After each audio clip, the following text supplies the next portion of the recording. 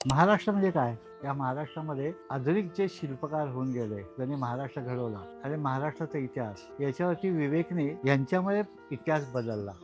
असा हे 10 खंडांचा भाग आहे. कृषी आणि इतिहास म्हणजे महाराष्ट्रामध्ये आपण राहत असू, तर महाराष्ट्राची जडणघडण नक्की कशी झाली? सांस्कृतिक जडणघडण, ऐतिहासिक जडणघडण, कृषीची जडणघडण हे आज असे 10 खंड येते. उदाहरणार्थ कृषी खंड आहे. तर कृषी खंडामध्ये मैको कंपनीचे बारवाले. मग याच्यात मैको कंपनीच्या बारवाल्यांची माहिती असेल. त्या चिपळूणकर सरांनी शून्य मशागत तंत्र काढलं, तर ह्याच्यात त्याची माहिती असेल. आणि इतिहासामध्ये पूर्णपणे महाराष्ट्राचा इतिहास जो काय आहे, निर्मितीपासून आत्तापर्यंतचा, याची सगळी माहिती या खंडांमध्ये हे खंड संदर्भ ग्रंथ आहेत.